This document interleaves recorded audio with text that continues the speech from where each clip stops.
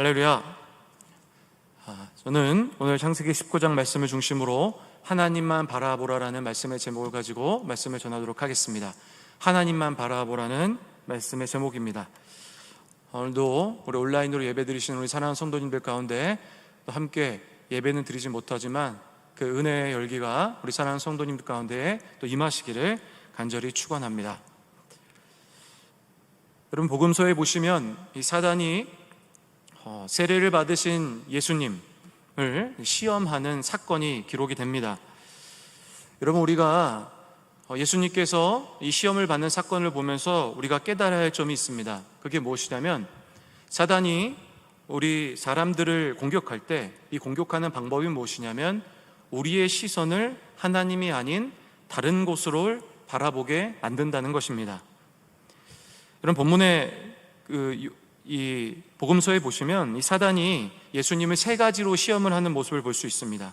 이 첫 번째는 뭐냐면 돌을 떡으로 만들라는 시험, 그리고 두 번째로는 사단에게 절을 하면 세상의 모든 것들을 너에게 주겠다, 예수님에게 주겠다라고 말하는 두 번째 시험, 그리고 마지막 세 번째로는 성전 꼭대기에 올라가서 뛰어내리라는 그 시험, 이 세 가지 시험을 하게 됩니다. 여러분, 오늘 이 세 가지 시험에 대한 이 시험이 어떠한 시험인지에 대해서 요한은 이렇게 이야기합니다. 요한 1서 2장 16절에 보시면 예수님을 향한 세 가지 사단의 시험이 어떤 의미인지에 대해서 이야기를 하고 있습니다. 이는 세상에 있는 모든 것이 육신의 정욕과 안목의 정욕과 이생의 자랑이니, 이렇게 이야기를 합니다. 여러분, 이분을 조금 더 우리가 쉽게 보기 위해서 세번역 성경을 본다면 세번역 성경에서는 이 세 가지를 이렇게 이야기합니다. 육신의 정욕, 그리고 눈의 욕심, 그리고 삶에 대한 자랑이라고 이야기를 합니다. 그 사단이 예수님을 시험하시는 이 모습을 보면서 우리가 알 수 있는 게 뭐냐면, 사단은 하나님만을 바라보고 있던 이 예수님의 눈을 다른 곳으로 옮기려고 했다는 거죠. 예수님의 눈을 육신의 정욕과 눈의 욕심과 그리고 삶에 대한 자랑으로 변경하고 싶었더라는 것입니다. 여러분, 우리가 이 사건을 우리 삶으로 적용을 한다면 이런 것이죠. 사단은 하나님을 바라보고 있는 우리의 시선을 다른 것으로 향하게 만든다는 것입니다. 결국 사단은 우리가 가지고 있던 하나님을 향한 시선을 세상을 향하게 하고, 그리고 나서 우리가 걸어가고 있는 이 믿음의 길을 이탈시켜버리는 그 일들을 하는 것, 그것이 바로 사단의 일이라는 것입니다. 그래서 여러분, 우리가 믿음의 길을 걸어갈 때 또 하나님의 백성으로서 우리에게 중요한 것은 무엇이냐면 이 믿음의 길에서 하나님을 끝까지 바라봐야 된다는 거죠. 세상의 소리, 세상을 향한 나의 유혹, 어떤 메시지가 우리에게 많이 임할 때가 있는데 이런 것들을 다 물리치고 오직 우리는 하나님만 바라봐야 된다는 거죠. 만약에 우리가 하나님을 바라보지 못할 경우 아마 우리에게는 믿음의 길을 가함에 있어서 굉장히 심각한 영적인 위기가 우리 가운데 올 수 있다는 것입니다. 그러면 제가 얼마 전에 이 청년들과 신방하면서 제가 이런 이야기를 듣게 되었습니다. 어떤 한 청년이 있었는데 이 청년이 국제봉사단의 어떤 일을 하는 것에 대해 관심이 있어서 단기로 일단 이 아프리카에 함께 가게 되었다고 합니다. 그래서 임시로 이 국제봉사단에서 이 아프리카에서 일을 하게 되었는데, 우연하게도 우리 교회 청년을 만나게 됨으로써 이 청년이 예수님을 영접을 하게 된 겁니다. 놀라운 일이죠. 자신을 죄인임을 깨달았고, 그리고 이 성경의 메시지를 그대로 받아들이면서 나도 거룩하게 살아가야겠다, 이런 생각을 하게 됐다라는 거예요. 그래서 이 아프리카에서 열심히 국제봉사단에서 일도 함께 하고, 그리고 이 현지 교회에서 함께 열심히 봉사를 했다라는 거예요. 근데 문제는 예수님을 믿고 나서 시간이 얼마 지나지도 않았는데 벌써 신앙의 위기가 찾아오기 시작한 거예요. 근데 사실 이것이 너무나 놀라웠던 게 어떤 다른 것이 아니라 무엇을 통해서 시험을 받았냐면은 아프리카 현지에 있었던 이 목회자를 통해서 시험을 받은 거죠. 이 아프리카에서 신앙생활을 하던 그 교회에 그 선교사님이 계셨는데 이 선교사님의 모습을 보고 충격을 받은 거예요. 아프리카 현지 이 선교사님은 주일날 예배를 통해서 또 많은 아프리카 사람들과 또 한국 사람들 함께 이렇게 예배를 드릴 때마다 예수님의 모습은 어떤 모습이고 그리스도인들은 어떻게 살아가야 하는지에 대해서 분명히 이야기를 하셨어요. 근데 문제는 무엇이냐면 이분이 아프리카 사람들에게 대하는 모습을 보고서 너무나도 충격을 받은 거예요. 왜냐하면 무슨 잘못을 했더니 무릎을 굽힌다거나 그리고 손을 들지 못하게 하는 거예요.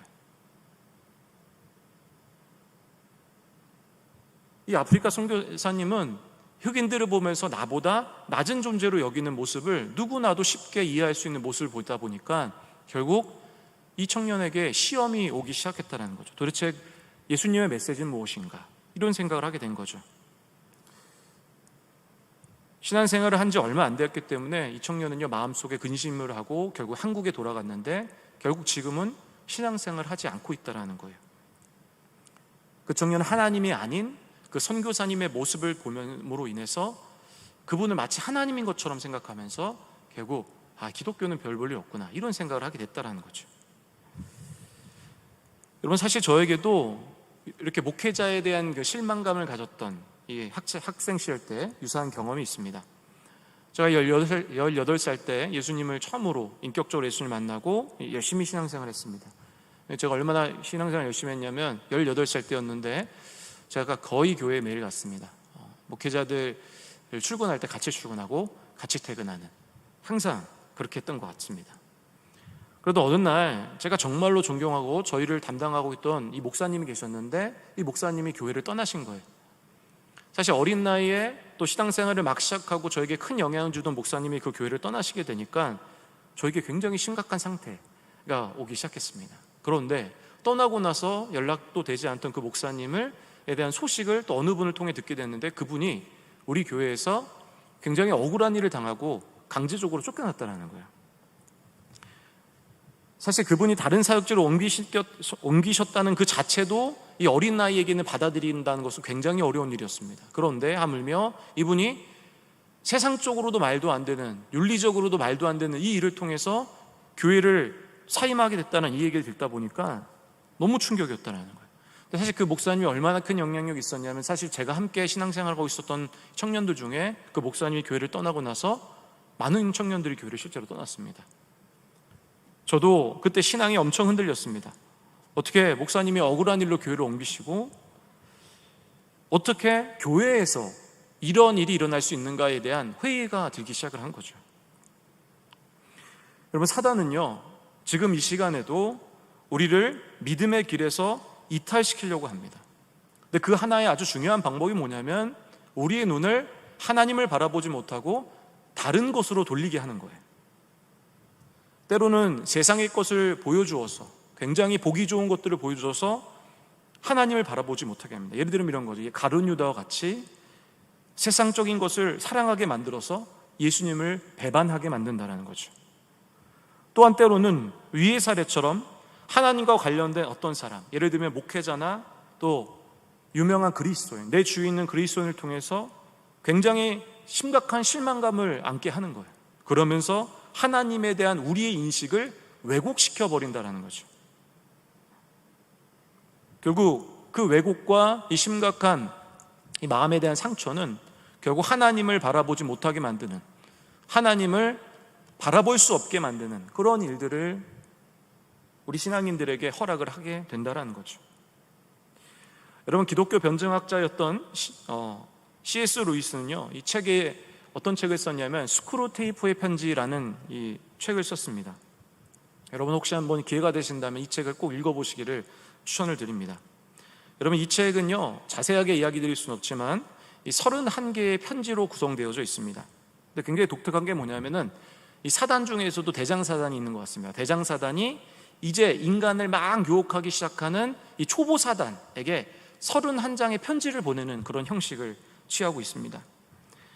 여러분, 이 편지의 내용을 보면 대장사단이 이 초보 사단에게 어떻게 하면 인간을 효과적으로 유혹할 수 있는지, 어떻게 하면 믿음의 길에서 이탈시킬 수 있는지에 대해서 설명을 하고 있습니다. 참 흥미롭죠. 근데 여러분, 이 책의 두 번째 편지의 핵심의 내용이 굉장히 우리에게 특별한 의미가 있다고 생각을 합니다. 그게 무엇이냐면, 여러분, 사단이 생각하는 인간을 유혹하는 가장 효과적인 방법이 무엇이냐면 이것입니다. 바로 뭐냐면 기독교인들로 하여금 교회에 대하여 실망감을 갖게 만든다는 거예요. 그러니까 교회는 온전할 거라고 생각하는 기독교인들에게 교회에 대한 잘못된 인식, 또 하나님에 대한 잘못된 의식을 허락함으로 인해서 교회를 강제적으로, 반강제적으로 떠나게 만든다는 거죠. 제가 그 편지의 내용에 대해서 조금 읽어드리겠습니다. 이 사단이, 이제 대장 사단이 이제 이 초보 사단에게 이런 편지를 씁니다. 현재 우리의 가장 큰 협력자 중 하나는 바로 교회다. 쭉 내용이 지나갑니다. 또 자리를 찾아 앉은 뒤 주위를 둘러보면 이제껏 되도록 얼굴 마주치지 않고 살려고 애써왔던 이웃들만 어쩌면 그렇게 골라 앉아 있는지, 너는 그런 이웃들을 잘 이용해야 한다. 그럴 때 그리스도의 몸 따위의 표현들과 바로 옆자리에 앉아있는 사람의 실제 얼굴 사이에서 환자를 오락가락 헷갈리게 만들어라, 이렇게 얘기하는 거예요. 그러니까 여러분, 우리가 이 내용을 보면서 우리가 주의 깊게 봐야 될 게 무엇이냐면, 사단의 입장에서 그리스도인들을 유혹하는 가장 효과적인 방법이 무엇이라고 얘기하냐면, 협력자가 누굽니까? 교회라는 거예요. 우리가 그냥 유의해야죠. 윗글에서 사단은 이 초보 사단에게 이렇게 이야기를 하는 거죠. 그리스도인들이 교회에 가면은 세상에서 마주치고 싶지 않은 그 사람이 꼭 거기 앉아있다. 그런데 그 앉아있는 그 사람을 이용해서 성경에서 말하는 교회의 그 공동체의 본질을 훼손시켜라. 그러면 아마 그 사람은 스스로 교회를 떠날 수밖에 없을 거다. 너가 굳이 노력하지 않아도 된다. 이런 거죠. 사단이 사람을 유혹하는 전략이 뭐냐면, 교회에 대한, 그리고 예수님에 대한 인식을 완전히 헷갈리게 만들려고 한다는 거예요. 주위에 있는, 그리고 우리에게 영향력을 미칠 수 있는 사람들을 이용해서 교회에 대해서 실망하게 만들고 결국 예수님에 대한 인식을 왜곡시켜버리는 것, 이것이 바로 사단의 전략이라는 거죠. 사랑하는 성도 여러분, 과거의 사단은 우리 역사를 바라볼 때 우리의 믿음의 선배들을 어떻게 해서 믿음의 유혹을, 이 믿음을 떠나게 만들었냐면, 우리 육체에 고통을 가했어요. 우리 실제적으로 육체에 고통을 가함으로써 믿음을 떠나게 만들었다는 거예요. 그러나 여러분, 최근 사단의 공격을 본다면 교회에 대한, 그리고 예수님에 대한 이미지를 심각하게 왜곡시켜서 우리의 믿음을 잃어버리게 만든다는 거죠. 여러분, 우리가 꼭 기억해야 될 것은 무엇이냐면, 세상에 말하는 그 예수님에 대한 이미지는 예수님이 아니에요. 예수님은 오직 성경에서 이야기하는 사랑의 하나님, 십자가의 하나님, 부활의 하나님, 우리를 지금도 인도하시는 그 하나님이 바로 우리가 믿는 예수 그리스도인 줄 믿습니다. 오직 하나님만 바라보며 믿음의 길을 걸어가시기를 주님의 이름으로 축원합니다. 여러분, 오늘 본문에 보시면 롯의 아내에 관해 대해서, 이 아내에 관해 이야기를 하고 있습니다. 여러분, 성경에는 롯의 아내가 어떠한 사람인지 이런 이야기는 나타나지 않습니다. 어디 사람인지, 어떻게 롯을 만나게 되었는지는 정확히 알 수 없지만, 그저 롯의 아내, 그러니까 롯의 이 두 딸이 있었는데, 이 아내를 통해서 난 두 딸이 당시에 이 소돔과 고모라가 멸망하는 이 시점에 결혼을 할 시점이라고 생각해 보았을 때, 아마도 이 여인은 아브라함의 친족은 아닐 거다, 아마도 소돔 사람일 거라는 추측을 우리가 해볼 수 있다는 거예요. 결국 무슨 얘기입니까? 롯의 아내는 세상 사람이었다는 것을 우리가 생각할 수 있다는 거죠. 여러분, 본문을 보시면 롯이 결국 하나님의 이 소돔과 고모라에 대한 심판을 피해서 이 소알이라는 땅으로 들어가자마자 하나님께서 소돔과 고모라를 심판을 하시는 모습을 볼 수 있어요. 24절에 보시면 모든 심판의 기원이 하나님께 달려있음을 이야기하기 위해서 두 번이나 반복하면서 이야기합니다. 24절 이렇게 얘기합니다. 여호와께서 하늘 곧 여호와께로부터 유황과 불을 소돔과 고모라에 비같이 내렸다, 이렇게 얘기하는 거죠. 그러니까 심판의 근원이 누구임을 다시 한번 얘기합니까? 반복하면서 하나님이다라는 거죠. 그리고 25절에 보시면 하나님의 심판은 성만이 아니라 들도 함께 파괴했다라는 것을 알 수 있게 되는 거죠. 그 이유는 무엇이냐? 왜 하나님은 사람들을 심판하시려고 했는데 이 사람들의 심판을 하려고 한다면 소돔과 고모라의 성에만 할 수 있지만 들도 함께 파괴하셨다. 그 이유는 무엇이냐면, 소돔이 가지고 있던 모든 분은 어디로부터 시작되냐면 바로 들에 있기 때문에 그렇습니다. 롯이 소돔 땅으로 가게 된 이유를 13장에서는 뭐라고 이야기하냐면, 물이 풍요롭고 여호와의 동산 같다라고 표현을 해요. 이 들이, 그러니까 여러분, 이 말은 무슨 얘기입니까? 이 소돔과 고모라 근처에 있었던 이 들이 얼마나 풍요로웠는지, 그곳 사람들에게 커다란 부를 가져다 줄 수 있다라는 것을 우리가 쉽게 알 수 있다는 거죠.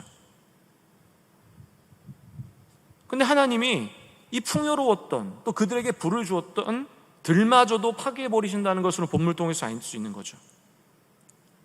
이 성경에 보면은 이 소돔과 고모라는 후세에 경건하지 아니한 자들에게 경고가 된다라고 이야기를 합니다.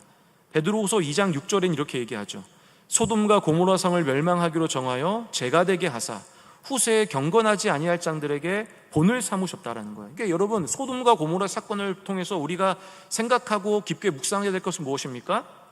바로 경건하지 아니한 자들에게 임할 심판이 바로 이와 같다라는 거죠. 그러니까 여러분, 우리 심판을 보면서 기억을 해야 돼요. 무엇을 기억해야 됩니까? 하나님께서는 경건하지 아니한 자들을 언젠가는 하나님께서, 우리가 그때는 알 수 없지만 심판을 하신다라는 거예요. 그 대상이 누굽니까? 경건하지 않는 자. 이 경건하지 아니한 자는 성경적으로 봤을 때 무엇을 얘기합니까? 믿음이 없는 사람을 얘기하죠. 그러니까 예수를 믿지 않는 사람들은 모두 심판을 받을 수밖에 없다라는 거예요. 여러분, 이 심판은 제가 이야기 드렸던 것처럼 24절과 25절에서 이야기했던 것처럼 하나님께서 직접 임하셔서 이 땅을 심판을 하신다라는 거예요. 그리고 25절에서 이야기하는 것처럼 이 심판은 철저하게 심판이 이루어지는 거예요. 세상에 좋은 것으로 여겼던 모든 것들이, 그리고 영원할 거라고 생각했던 모든 것들이 하나님 아래 모두 없어지게 되고, 그리고 의미가 없는 것으로 되어버리게 된다는 거죠. 그렇기 때문에 사랑하는 성도님들, 우리가 믿음의 길을 걸어가고 있습니다. 어떠한 상황 속에서도 여러분, 우리는 믿음의 길을 걸어가면 하죠. 왜 그렇습니까? 우리가 믿음의 길을 걸어간다는 것은 결국 하나님의 심판을 피할 수 있는 길이기 때문이라는 것입니다.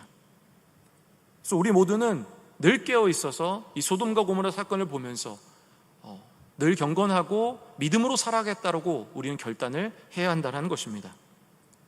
여러분, 그렇다면 사단은 우리를 어떻게 하여 믿음의 길에서 이탈시키려고 할까요? 이 첫 번째로 오늘 본문에서 이야기하는 것은 무엇이냐면 돈을 이용하여 우리의 눈을 하나님을 향하지 못하게 한다는 것이에요. 여러분, 롯과 그의 가족들에게 두 천사가 이 소돔 땅에서 나온 후에 당부한 이야기가 있습니다. 19장 17절인데 제가 읽도록 하겠습니다. 그 사람들이 그들을 밖으로 이끌어낸 후에 이르되 도망하여 생명을 보존하라. 돌아보거나 들에 머물지 말고 산으로 도망하여 멸망함을 면하라. 이렇게 얘기하죠. 이 천사는 두 가지를 경고했어요. 첫 번째는 무엇입니까? 들에 머물지 말라는 거예요. 왜 들에 머물지 말라고 합니까? 하나님이 직접 들을 심판하시기 때문이라는 거죠. 두 번째로 이야기한 것이 있습니다. 무엇입니까? 뒤를 돌아보지 말라는 거예요. 어디를 바라보지 못하는 것입니까? 바로 소돔 땅 바라보지 말라는 거죠. 뒤를 돌아보지 말고 하나님이 말씀하신 산을 향하여 걸어가라, 이렇게 얘기하는 거죠. 그들은 들에 머물지 말라 했던 하나님의 그 명령, 천사를 통한 이 명령을 잘 지켰어요. 하지만 한 가지 명령을 지키지 않았습니다. 무엇이었습니까? 뒤를 돌아봤다라는 거죠. 누가 그랬냐면 바로 오늘 본문의 주인공인 롯의 아내가 뒤를 돌아봤다라는 거죠. 여러분, 그렇다면 왜 롯의 아내는 뒤를 돌아보았을까? 여러분, 뒤를 돌아보다라는 표현을요, 헬라어 70어 번역으로 성경으로 보면 번역하면 에피블레센이라고 번역을 하는데, 이것은 무엇을 의미하냐면 뒤에 남겨둔 것에 대한 미련, 이런 의미예요. 그러니까 뒤에 남겨둔 이 미련의 마음 때문에 뒤를 돌아봤다라는 이런 의미로 사용되는 단어가 이 에피블레센이라는 거예요. 그러니까 다시 얘기하면 롯의 아내는요, 하나님의 금지의 명령에도 불구하고 소돔에 남겨져 있던 자신의 이 재물에 대한 이 마음에 미련이 남았다라는 거예요. 결국 그 미련, 이 마음에 남겨놓은 이 마음 때문에 결국 이 재물이 연연해서 뒤를 돌아보는 실수를 범하였고, 그 결과 소금 기둥으로 변모했다라는 거죠. 참 안타깝게도 신약 성경 예수님께서는 결국 이 롯의 아내를 향해서 세상을 향한, 이 세상을 사랑한, 돈을 사랑한 어떤 한 사람의 대명사가 되어버립니다. 그 결국 이 사람은, 이 롯의 아내는 하나님의 천국 백성으로 전혀 어울리지 않다라는 예시가 되어버리는 거죠. 누가복음 17장 31절과 32절에서 이렇게 얘기합니다. 그날에 만일 사람이 지붕 위에 있고 그의 세간이 그 집 안에 있으면 그것을 가지러 내려가지 말 것이요 밭에 있는 자도 그와 같이 뒤로 돌이키지 말 것이니라. 롯의 처를 생각하라. 이렇게 얘기하는 거죠. 예수님께서는 롯의 처를 생각하라고 말씀하십니다. 여러분, 이 이야기는 무엇을 이야기합니까? 우리도 그럴 수 있다는 거예요. 사실 우리가 생각해 볼 때, 이 본문의 이야기를 볼 때 이해가 안 되는 것이 무엇이냐면, 뒤에 하나님의 심판이 두려움으로 유황과 불로 심판이 내려진 이 상황 속에서 어떻게 롯의 아내는 뒤를 쳐다볼 수 있을까? 이런 생각을 할 수 있는 거죠. 어떻게 사람이 얼마나 돈을 좋아하면 이렇게까지 할 수 있는가? 이런 생각을 할 수 있습니다.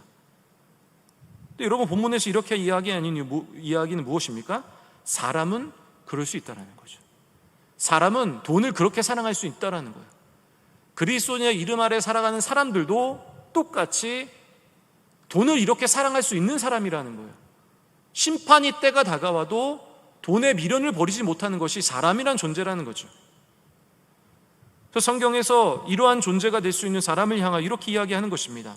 디모데전서 6장 10절에는 이렇게 얘기합니다.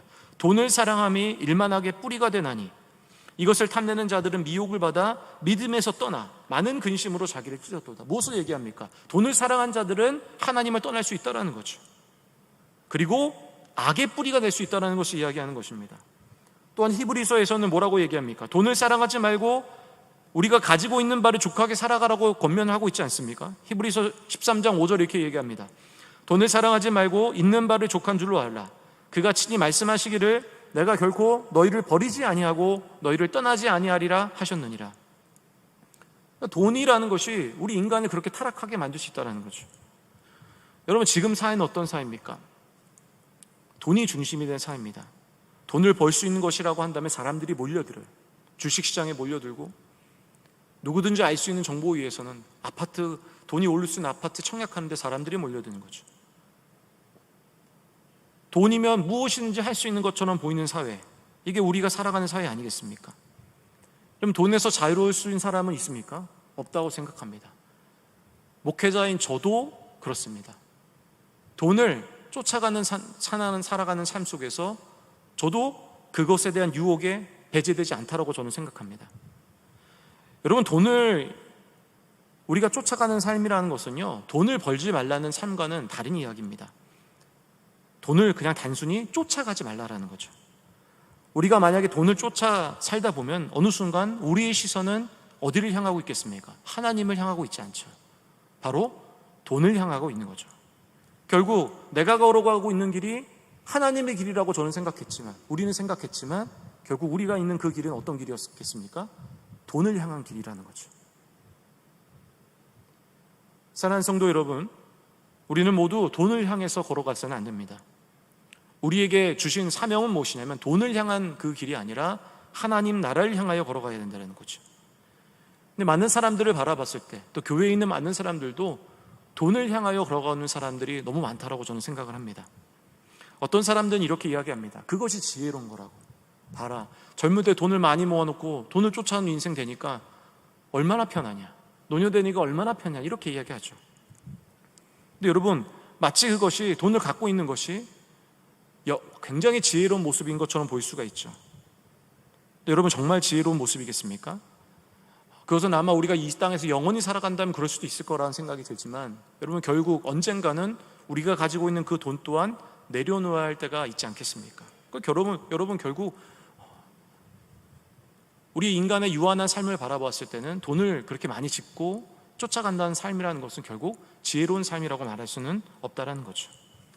저를 포함해서 우리 모두가 돈을 쫓는 인생이 되지 않으시기를 주님의 이름으로 부탁을 드리겠습니다. 두 번째로요, 사단은 궁극적으로 우리가 이 하나님의 길을 걸어가지 못하게 하도록 무엇을 하냐면 하나님을 바라보지 못하게 한다는 거예요. 하나님께서는 이 창세기 19장에 보시면 소돔의 이 심판을 피해서 롯과 그리고 롯의 아내 두 딸을 피하게 말씀하세요. 사실 하나님이 처음으로 가라고 했던 곳은 어디냐면은 소알이란 땅이 아닙니다. 어디라고 피하라고 하냐면은 저 멀리 보이는 산으로 가라, 이렇게 이야기했어요. 하나님이 그렇게 명령하셨기 때문에 그의 가족, 롯의 가족은 어디로 가야 했습니까? 하나님 말씀하신 산으로 가야만 했습니다. 그 말씀에 순종해야만 했죠. 근데 그들은요, 그 하나님 말씀에 순종하지 않습니다. 결국 어떻게 됩니까? 롯의 아내는 뒤를 돌아보아서 소금 기둥이 되었습니다. 그리고 롯과 이 두 딸은 하나님 말씀하신 산이 아닌 어디로 가게 됩니까? 소알로 가게 되는 거예요. 결국 그들은 하나님이 원하시는 산에 가지 못하게 됐다는 거죠. 이 하나님 말씀하신 산, 왜 가지 못했냐? 그들은 산을 바라보지 못했다는 거예요. 산은 무엇을 의미합니까? 하나님 말씀이며 하나님 자신임을 의미하죠. 롯은 산을 바라보지 않고 뒤에서 일어나는 심판에 집중했어요. 두려웠던 거죠. 그래서 결국 하나님 말씀하신 산으로 가야 했음에도 불구하고 그가 갔던 곳은 어디입니까? 하나님, 저는 두렵습니다. 저는 소알로 가겠습니다. 그리고 소알로 갔어요. 롯의 아내는 뒤에 일어나는 하나님의 심판에도 불구하고 자신에 대한 이 재산에 대해서 미련을 버리지 못했어요. 그래서 그녀도 하나님 말씀하신 그 산으로 가지 못했다라는 거예요. 결국 뒤로 바라본 거죠. 여러분, 롯도 그리고 롯의 아내도 하나님 말씀하신 산으로 가지 못했어요. 결국 하나님을 바라보지 못했다라는 거죠. 우리가 믿음의 길을 걸어갈 때 바라보아야 될 것은 무엇입니까? 하나님이죠. 우리는 하나님을 바라보며 하나님 나라로 가야만 하는 것이죠. 우리는 기억해야만 합니다. 사단은 우리 환경 안에서 다른 것을 바라보게 한다는 거예요. 그리고 하나님 바라보지 못하게 하고, 세상의 유혹을 바라보게 하고, 세상의 좋은 것을 바라보게 하고, 세상의 왜곡된 시선을 우리에게 주어서 결국 하나님 나라 가지 못하게 하는 것, 그것이 사단의 우리를 향한 궁극적인 전략이라는 거죠. 여러분, 최근 기독교에 대한 비판은요, 이단 종교인 이 신천지를 넘어서고 있음에 대해서 제가 너무나도 속이 상합니다. 지난주였습니다. 제가 신문기사를 보는데 가슴이 무너져 내렸습니다. 제목이 무엇인지 아십니까? 이런 제목입니다. 신천지가 최악인 줄 알았는데. 이 제목이에요. 여러분, 코로나 초기 때죠. 3월, 4월 이때였는데 이단 신천지로 인해서 이 대구에 심각한 바이러스가 일어났습니다. 근데 신천지가 어떻게 했냐면 자신의 그 명단을 공개하지 않았어요. 제대로 공개하지 않았어요. 그래서 결국에는 이 대구의 모든 지역에 이 신천지의 은폐 사건으로 인해서 이 코로나가 대구에 심각하게 퍼지기 시작했죠. 그러므로 인해서 세상 사람들의 신천지에 대한 인식은 무엇이었습니까? 이거였죠. 굉장히 비판적이고, 저건 진짜 이단 종교구나. 그래서 기독교에 있는 사람들이 뭐라고 얘기했습니까? 많은 목회자들이 이렇게 얘기했습니다. 드디어 신천지를 하나님께서 심판하신다, 이렇게 얘기했어요. 이제 이 신천지 이탈자도 많게 될 거고 신천지 확산도 더 이상 없을 거라고 이야기했습니다. 그런데 얼마 전에 일어난 모 교회로 인해서 이 코로나가 확산되기 시작했습니다. 최근의 일이죠. 그리고 나서 이 신천지를 향하고 있던 이 세상의 비판이 어디를 향하고 있습니까? 교회를 향하고 있어요. 심지어 제가 청년들과 이야기했는데 깜짝 놀란 이야기는 무엇이냐면, 카페에서 교회에 대한 얘기를 하고 있었대요. 좋은 이야기를 하고 있었고, 뭐가 좋고 이런 것이 있었다 이랬더니 어떤 어른이 지나가면서 등을 톡 치면서 갔답니다. 이제 카페에서, 밖에서 이제는 교회 얘기하지 말라고. 여러분, 이만큼 교회의 비판이 어느 정도로 심각해져 있는지에 대해서 우리는 분명하게 알 수 있는 시기라고 저는 생각이 듭니다. 최근 성도님 중에서 어떤 모교의 어떤 이 행위로 인해서 교회에 대해서 많은 어떤 신앙에 대한 회의를 느끼고 있는 분들이 있다는 얘기를 들었습니다. 그리고 어떤 분들은 내가 교회를 계속 다녀야 되는 거에 대한 이 신앙의 회의가 들었다는 우리 성도님도 계셨습니다. 근데 여러분, 우리가 꼭 기억해야 되는 것이 있습니다. 그건 무엇이냐면, 믿음의 길에서 우리가 바라보아야 할 것은 세상의 시선과 메시지가 아니라는 거예요. 사람이 아니라는 거죠. 여러분, 오해하시면 안 됩니다. 교회를 향한 세상의 비판의 소리를 듣지 말라는 것이 아니에요. 여러분, 교회는 새로워져야 합니다. 거룩한 하나님의 공동체로서 세상의 사랑과 평화를 전해야 하는 것이 교회의 사명입니다. 세상의 비판의 메시지를 달게 들어야 하고, 우리가 용서를 구해야 할 때는 용서를 구해야 하는 거죠. 여러분, 저는 오늘 그것을 이야기하려고 하는 것이 아닙니다. 그것은 무엇이냐면 세상의 메시지로 흔들리는 우리 자신에 대한 이야기를 얘기 드리는 거죠. 세상에 어떤 메시지가 우리에게 올지라도, 세상의 유혹이 어느에게 우리에게 올지라도 우리가 바라봐야 할 것은 무엇입니까? 이것이 아니라는 겁니다. 우리가 앞을 바라봐야 하는 거죠. 그것이 누구입니까? 하나님이죠. 우리가 믿음의 길에서 중요하게 한 것은 무엇이냐면 하나님만 바라보고 걸어가는 것입니다. 세상의 어떤 메시지도, 세상의 어떤 좋은 것도 하나님과 비교할 수 없으며 그것은 하나님이 아니며 하나님보다 나은 것은 절대 아닙니다. 우리는 오직 하나님만을 바라보아야만 합니다. 말씀을 정리하겠습니다. 여러분, 믿음의 길을 걸어가고 있던 롯과 롯의 아내와 같이 그리스도인은 세상의 다른 것을 바라봐서는 안 됩니다. 오직 우리는 무엇을 바라봐야 합니까? 하나님만 바라봐야죠. 시편 기자는 이렇게 이야기합니다. 시편 62편 5절을 함께 읽어보도록 하겠습니다. 나의 영혼아 잠잠히 하나님만 바라라. 물은 나의 소망이 그로부터 나오는도다. 시편 62편 저자는 믿음의 길에서 우리가 바라보아야 할 것은 하나님만이다 라는 것을 우리에게 분명히 이야기하죠. 세상적인 것을 바라보고 다른 것을 바라봤더니 의미가 없었다라는 거예요. 세상적인 거 바라봤더니 실망감이 있었다라는 거죠. 본질을 왜곡시키고 훼손했다라는 거예요. 그래서 시편 저자는 사람들에게, 함께 이 시를 읽는 사람들에게 이렇게 권면하고 있는 거죠. 오직 하나님만 바라라. 물은 나의 소망이 오직 그로부터만 나온도다. 이렇게 이해하는 거죠. 세상의 유혹으로부터 다른 것을 바라봐서는 안 되고, 하나님을 왜곡시키는 이 메시지에서도 우리는 이 메시지를 바라봐서는 안 됩니다. 사랑하는 성도님들, 우리 모두가 오직 하나님만 바라보고 믿음의 길을 걸어가시기를 주님의 이름으로 간절히 부탁드리며 축원합니다. 우리 결단에 찬양하고 우리 함께 기도하도록 하겠습니다. 우리 세상의 유혹 시험이, 우리 함께 1절 찬양하시고 우리 다 같이 우리 찬양하고 우리 기도의 시간으로 나가도록 하겠습니다. 세상의 유혹 시험이 함께 찬양합니다.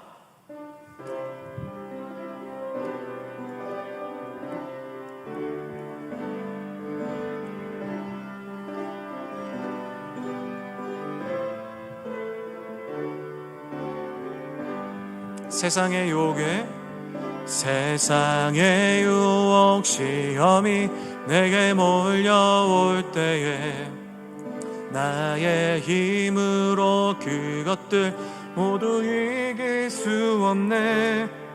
거대한 폭풍 가운데 위축된 나의 어찌할 바를 몰라 헤매이고. 우리 2절 찬양하겠습니다. 거짓과 속임수로 가득 찬 세상에서 어디로 갈지 몰라 머뭇거리고 있네. 공중의 권세 잡은 자 지금도 우리들을 실패와 절망으로 넘어뜨리려 하네. 주를 찬양, 손을 들고 찬양. 전쟁은 나에게 속한 것 아니니 주를 찬양. 손을 들고 찬양. 전쟁은 하나님께 속한. 우리 한 번 더 고백하겠습니다. 주를 찬양,